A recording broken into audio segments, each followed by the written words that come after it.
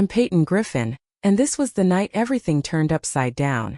In the lodge office, my parents sat me down, snow tapping against the windows like it already knew. "You'll marry Declan Vaughn," Dad said, his voice as flat as the frozen lake outside. Mom didn't blink. "Sign the papers or we lose it all, including the legacy you've built since you were 16. The contract sat before me, the ink still fresh. There was no argument, no escape. On the main slope, the wedding was a storm of white tents and staged smiles. Declan held my hand through the vows, his grip firm, his eyes unreadable. Guests clinked glasses while I tasted metal. When the final helicopter lifted off, we took the private gondola to the honeymoon suite, 10,000 foot up. The door locked. Silence. His tie loosened, Declan leaned close and murmured, "Everything went according to plan." My smile was slow, sharp, perfect because that plan, it was mine. If your family ever traded you like a business deal, drop a comment. Did you play along or burn the table? Hit subscribe for the full fallout. My world, growing up at 10,000 feet, stayed white half the year and green the rest, no in between. With a simple ski lodge, Dad, Wyatt Griffin, started what became Griffin Peaks Resort. A getaway where Denver tech moguls spent fortunes on private chalets and heli-skiing weekends. Before sunrise, he'd wake me, thrusting binders of vendor contracts into my hands. "Learn this. Ping numbers. Don't lie." While my classmates built snow forts, by 10 I was calculating profit margins on hot cocoa sales. Mom, Kendra Griffin, signed me up for online courses in revenue management, quizzing me over dinner about occupancy forecasts. They called it an investment in my future, but it felt like shackles. By 12, I was checking in guests, memorizing avalanche protocols, and shadowing engineers repairing gondola cables. Every weekend, every holiday, the resort devoured. As rebellion photography slipped in, I saved babysitting money for a used Canon, sneaking shots of alpenglow on the ridges or guests' Madeira-off jumps. Those images captured a freedom the ledgers never could. In local contests, I earned ribbons for a photo of frost patterns on a window.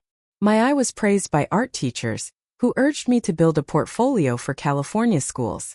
Dad dismissed it. "Pretty pictures don't cover payroll in a bad snow year." Mom echoed, "Focus on operations. We can't afford distractions." Instead, they funneled money into slope skier. When I was 4, my younger sister, Slope Griffin, was born, instantly the family's shining star. She learned to ski before she could walk straight, instructors doting on her fearless falls. Claiming altitude headaches, she dodged inventory duty.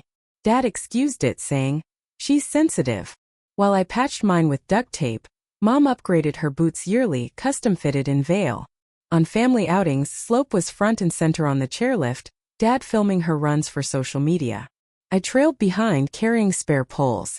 At 14, I pitched a teen photography workshop to boost off-season bookings.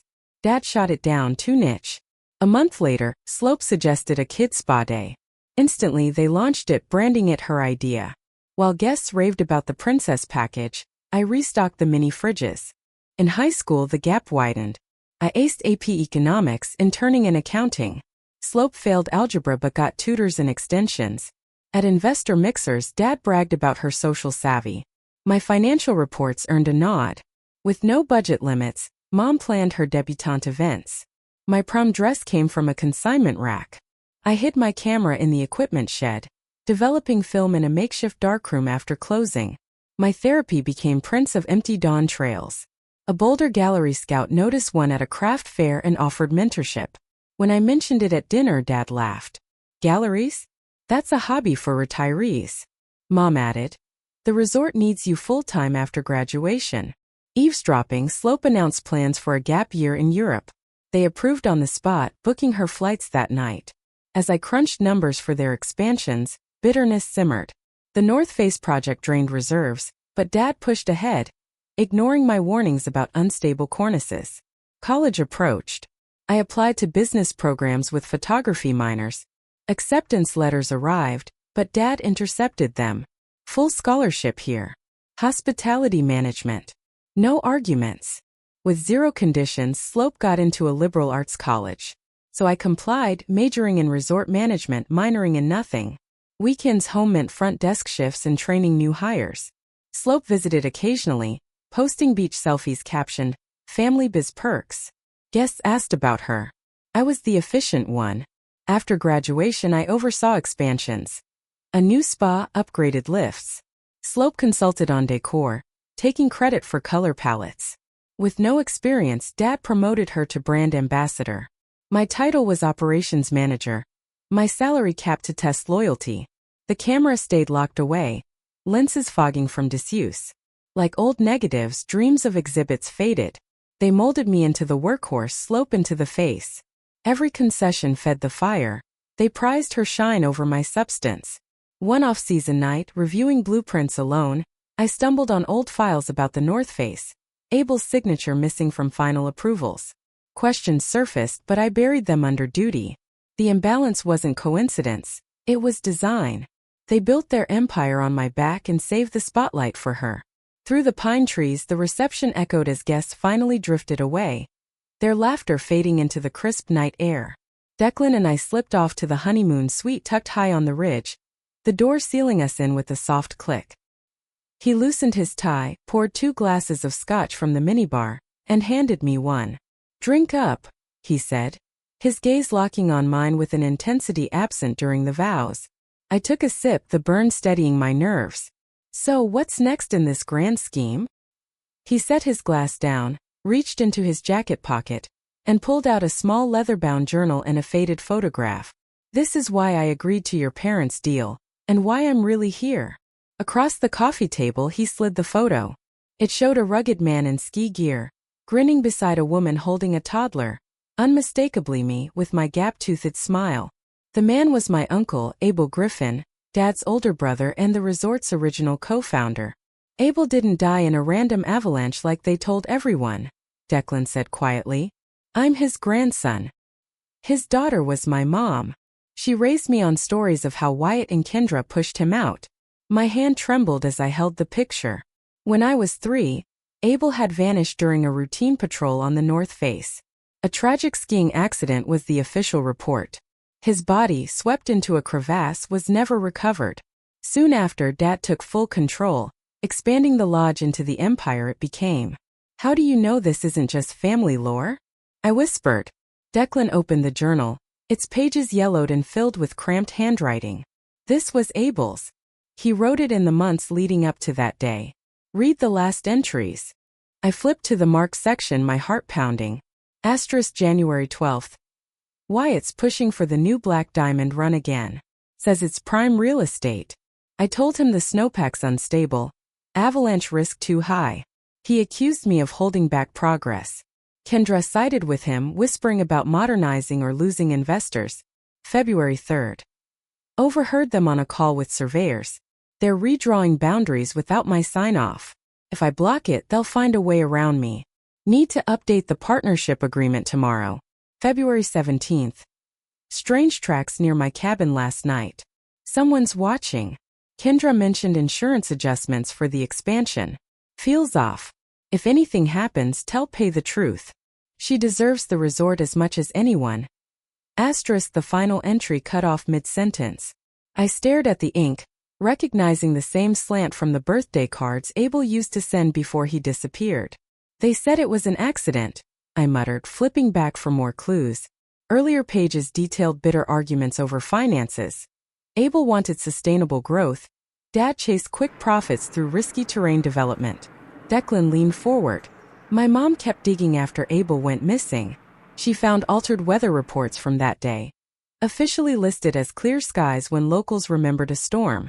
And the insurance payout, it covered the exact cost of the North Face expansion they fought over." I traced Abel's face in the photo, the resemblance to Dad uncanny except for the honesty in his eyes. "Why fake an accident?" Declan shrugged. "Control." Abel held 51%. With him gone, Wyatt became sole owner. No body meant no investigation, just a convenient tragedy. Staring back at me, doubt warred with the entries. Dad always spoke of Abel with regret. A toast at every anniversary dinner. Mom teared up, recounting the search parties. But the journal painted a different picture. Manipulation, greed masked as ambition. "If this is real," I said slowly, "they erased him to build their dream on his grave." Declan nodded. "Exactly. And now, with the resort bleeding money from your father's overreach, They need my family's investment to stay afloat. But I didn't come for a bailout. I came because you reached out, ready to expose what they did. I closed the book, its weight heavier than the glass in my hand. My own frustrations, the way they'd sidelined me for slope while chasing glory, were echoed in Abel's warnings. The North Face, it's still closed for safety. Right. Declan confirmed. They never developed it after all. Too many questions. Pieces clicked together. The hushed tones whenever I asked about Uncle Abel, the abrupt subject changes. The journal wasn't proof alone, but it cracked the facade. Pocketing the items, Declan said. This is just the start. We dig deeper and they fall. Adrenaline surged, mixing with the alcohol. For the first time, the suite didn't feel like a trap. It felt like headquarters. A fire I'd buried under duty was fueled by Abel's words. If my parents had orchestrated his disappearance for power, marrying into their web was the perfect cover to unravel it.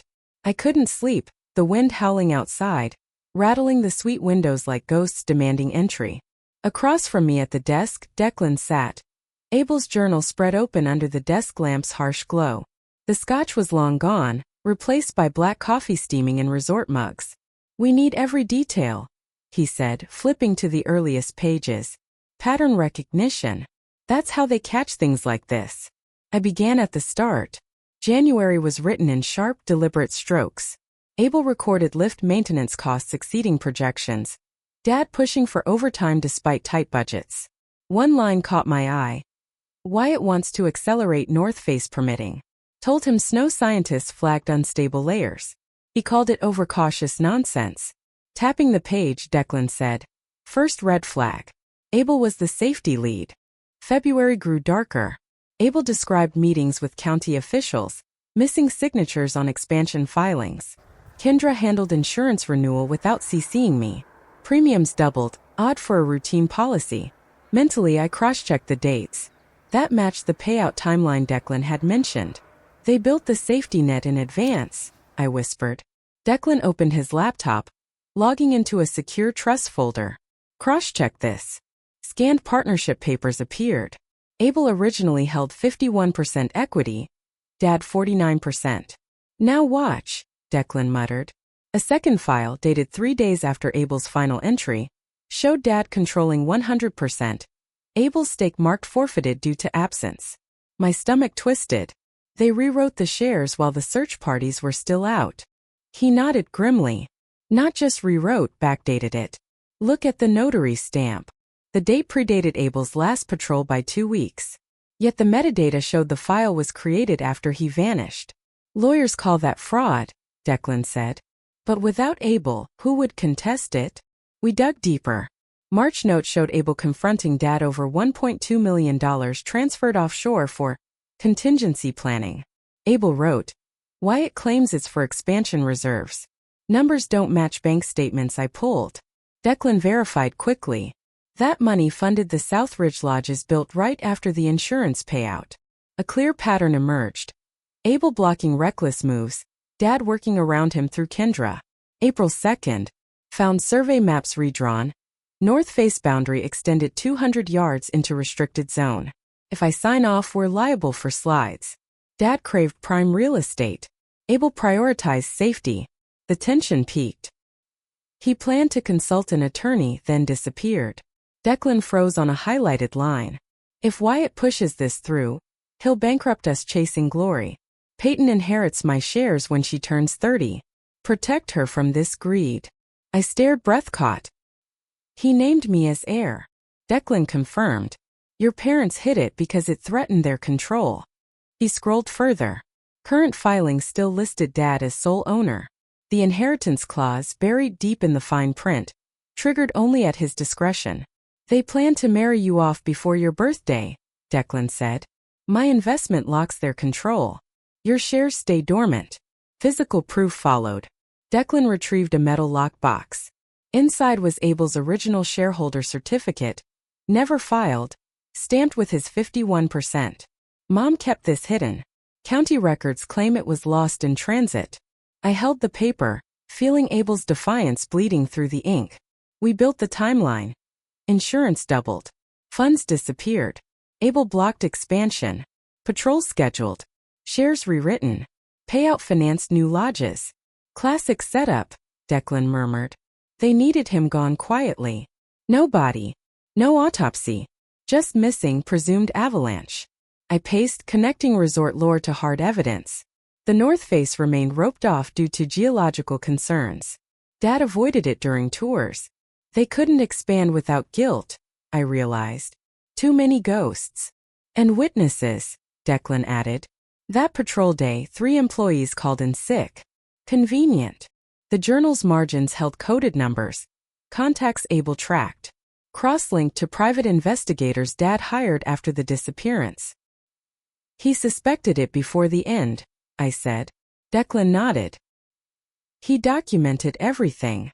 By dawn, the desk was buried in papers, contracts, bank trails, timelines. The truth sharpened. Not an accident, but an orchestrated removal. Dad chased empire. Kendra enabled. Abel resisted. My inheritance vanished with his life. Shutting the laptop, Declan said. Sunday brunch is our chance. Dad's office. The master files are there. If we confirm the backdating, we've got them. I nodded, Abel's certificate burning in my grip. The wind finally died, but inside a storm gathered strength. Sunday brunch smelled of bacon and pine smoke drifting from the main lodge kitchen. Guests piled their plates high with eggs Benedict and fresh fruit.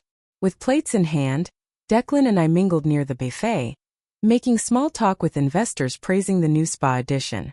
At the head table, Dad held court, gesturing animatedly about upcoming heli-ski packages. Mom floated through the room with mimosas, her laughter cutting through the chatter. By the fireplace, Slope lounged, scrolling on her phone, oblivious to the staff refilling her coffee. I caught Declan's eye across the room. He gave a subtle nod toward the hallway leading to Dad's private office. Distract them, he mouthed. I approached the head table, forcing a smile. Dad, the Denver group is asking about off-season rates. Mind if I borrow you for a quick chat? He beamed, standing immediately. Of course, show them what Griffin's all about. Mom linked her arm through his, joining in. Perfect. First, Declan slipped away casual as if he were going back for seconds. I steered my parents toward the investors, fielding questions about occupancy trends while watching the clock. 5 minutes in, Declan texted a thumbs-up emoji. My pulse quickened. We had our window. I excused myself for the restroom, weaving through the crowd. The office door was ajar. Declan was inside, hunched over the desk computer. Password. I whispered, locking the door behind me. He typed Griffin Peaks 1998. Dad's go-to. Lazy as ever. The desktop unlocked, cluttered with folders. Search for anything with Abel's initials, he said, plugging in a thumb drive. Files scrolled past. Budgets, contracts, marketing decks. I spotted a folder labeled Legacy Project. Subfolder AG Initiative. Heart pounding, I double-clicked. Inside were spreadsheets, emails, and scan maps. The top document, Project AG Contingency, was dated 2 weeks before Abel's patrol. Open it, Declan leaned in. The PDF loaded an executive summary outlining the North Face expansion Abel had vetoed. Bullet points listed * rejected risk assessment. Steep 45-degree grade. Cornice overhang prone to collapse. * Dad's handwritten note in the margin read. Proceed phased, secure funding first. Next file an email chain. Kendra to a contractor. Abel blocking permits. Need alternate route to county approval. Reply, can expedite for a fee. Remove obstacle. Kendra. Handled discreetly. Timing critical. Letting out a low whistle, Declan said. Obstacle. That's code. Deeper in a project timeline, Phase 1 isolate opposition. Abel scheduled for solo patrol on hazardous slope. Phase 2 stage incident, tamper with beacon signal, ensure no witnesses. Phase 3 claim payout, redirect funds to Southridge expansion. Attached was an insurance rider increasing coverage for partner incapacity, effective 1 month prior. I scrolled to the maps, red lines marking the modified boundary pushing deep into Abel's flagged no-go zone. A handwritten note from Dad read. AG refuses proceed without shares transfer. Automatic on absence. The plan crystallized. Abel's refusal jeopardized profits. His disappearance cleared the path. Declan copied the folder onto his drive.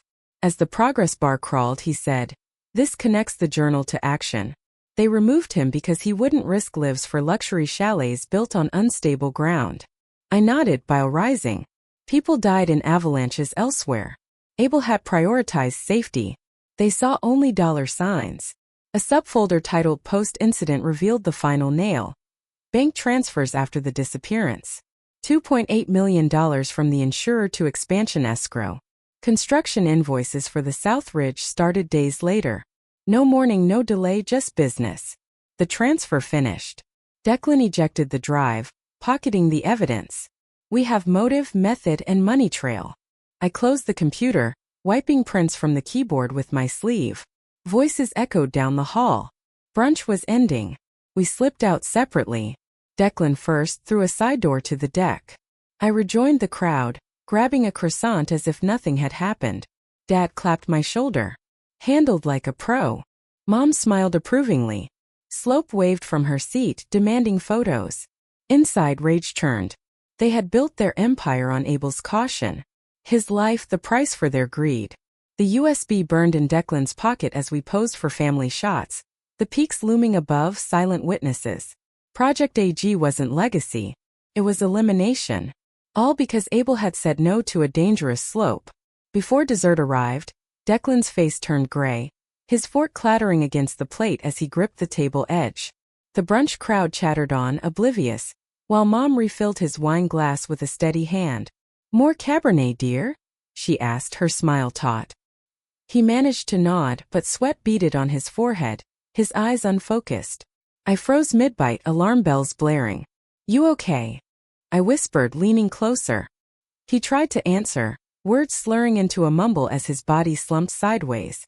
Slope glanced up from her phone. "Too much mimosa." Dad chuckled, waving it off. "Lightweight.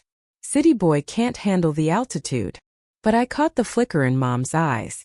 Satisfaction, not concern. She'd slipped something into his drink when I distracted Dad with talk about the spa. My mind raced. The USB evidence, her suspicion after the office breach. This wasn't chance.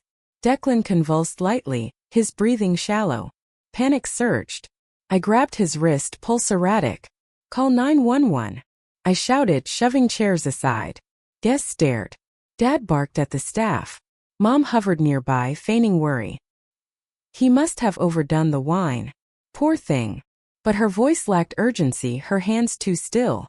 Slope filmed on her phone, gasping for effect.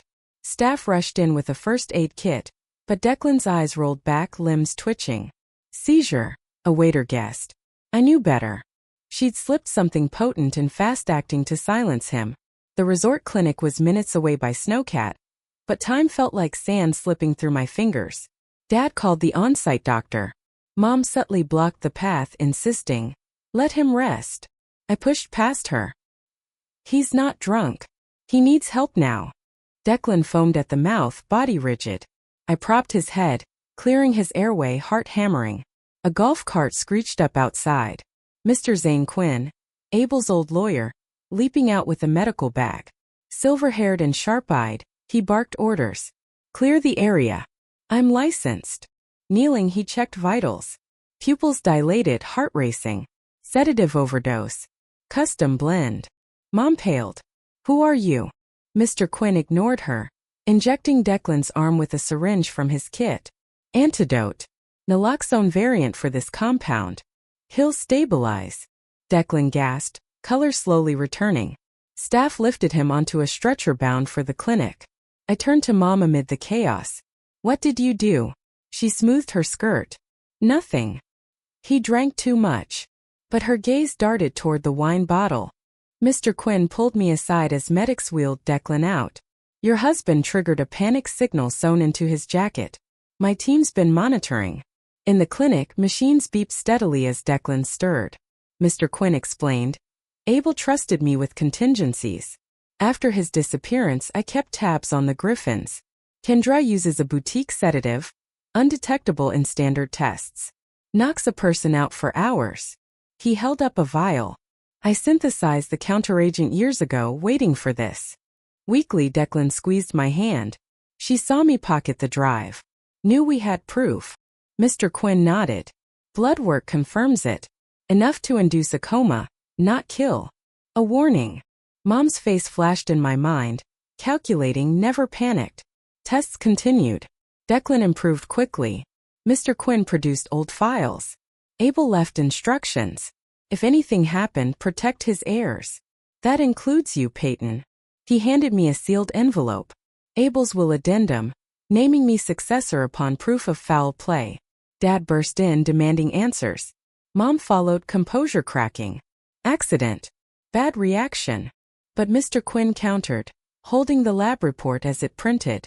This compound, prescription only, registered under Kendra's name at the bar. Slope whined about her ruined brunch. Dad blustered about lawsuits. I stood firm. You tried to silence him just like Abel. Mom's mask slipped, venom flashing in her glare. Declan sat up, voice steady. We have everything. Your project files, the shares fraud. Mr. Quinn blocked their exit. Police are en route. Attempted assault and evidence tampering. Sirens wailed up the access road. Mom lunged for the door. Staff restrained her. Dad protested innocence, but cuffs snapped tight. When the noise faded, Declan was fully conscious. Mr. Quinn handed me the will. Abel's legacy is yours now. The resort's future hung in the balance, but the truth had finally broken through the fog. Mom's desperate act had exposed her completely. No more denials. At dusk, we drove up the old service road, tires crunching over gravel as the sun dipped behind the peaks. In the passenger seat, Declan sat, the recorder app running on his phone tucked inside his jacket. Mr. Quinn followed in his SUV, headlights off to stay hidden. I texted Dad. Emergency at North Face. Equipment failure. Need you both now. Their reply came fast, worried about liability. The area was cordoned off. Warning signs faded from years of neglect. Snowmobiles hummed in the distance, our backup disguised as maintenance crew. Dad's truck arrived first. Mom beside him, both faces drawn tight with irritation. What's the crisis? Dad demanded, stepping out in his parka. I pointed toward the slope, beacon lights flickering from Declan's setup. Beacon malfunction. Signals matching Abel's last patrol. Mom stiffened. Coincidence. Let's fix it and leave. Declan stepped from the shadows. Or explain why it matches the day you made sure he vanished. Dad scoffed. Who the hell are you? Declan raised Abel's shareholder certificate. His grandson. And Peyton's husband. Mom's eyes narrowed. This is absurd. Leave before I call security. I blocked her path. Security's off tonight. Tell us about Project AG. The expansion Abel refused to approve. Dad glanced toward the dark tree line, voice dropping. Ancient history. Abel overreacted to the risks. I pressed record discreetly. Risks like unstable cornices. You pushed forward anyway after tampering with his gear. Mom cut in sharply. He ignored warnings, went out alone. Tragic but business. Declan played a clipped audio file from the USB. Kendra's email. Handle the obstacle discreetly. Dad's face drained of color. Where did you get that? I stepped closer. Your office. The plan to stage the accident. Claim the insurance. Rewrite the shares. Mom laughed uneasily. Fabrications. Abel was stubborn, held us back. Dad added. We built this resort despite him. I pushed harder. By orchestrating his death. Beacon jammed, no witnesses, body lost in the crevasse. The silence was sharp, wind whistling through the pines. Dad broke first. He threatened lawsuits would have bankrupted us. One push, gravity did the rest. Mom nodded. Necessary. Shares transferred. Clean expansion funded. No one questioned. My blood ran cold. You admitted it. On record. Declan revealed the phone. Live feed to authorities. Flashlights cut through the trees. Detectives advancing with rifles raised. Wyatt Griffin. Kendra Griffin. Hands up. Dad lunged, but an officer tackled him. Mom screamed as cuffs clicked shut. Pay, you traitor. I stood firm. For Abel. They dragged them toward the vehicles, protests echoing down the slope. Mr. Quinn approached, recording sealed. Case closed. The North Face loomed dark. Its secrets finally unearthed. Pocketing the device, Declan said. Justice served. I watched the tail lights fade, the weight lifting like fresh snow sliding off a roof. The courtroom smelled of polished wood and coffee, jurors shifting in their seats as the prosecutor presented the case. Evidence stacks loomed.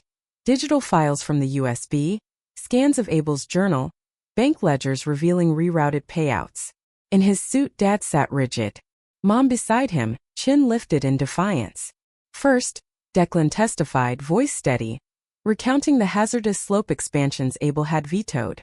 The prosecutor projected maps, north face boundaries encroaching into avalanche zones, emails authorizing discreet handling. The defense countered with character witnesses praising the Griffin's philanthropy, insisting the documents were forged. But when Mr. Quinn took the stand, he produced Abel's original partnership agreement, 51% intact, never filed after the accident. Cross-examination pressed Dad about share transfers timed perfectly with insurance claims. He stammered about standard procedure. Mom invoked grief, tears on cue, but the toxicology report from Declan's poisoning unraveled her act. Attempted silencing, the prosecutor called it. Former staff testified about Abel's warnings, ignored as expansions continued after his disappearance. Financial experts traced millions funneled into luxury builds. No sign of mourning delays. Briefly, Slope appeared, fidgeting, muttering about normal family stress. The judge dismissed it as irrelevant. Closing arguments dragged on. The defense painted Abel as obstructive.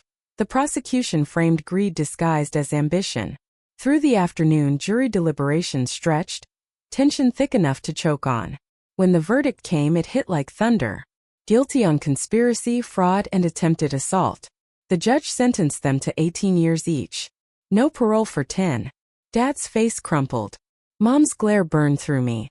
Bail denied. They were led away in orange jumpsuits.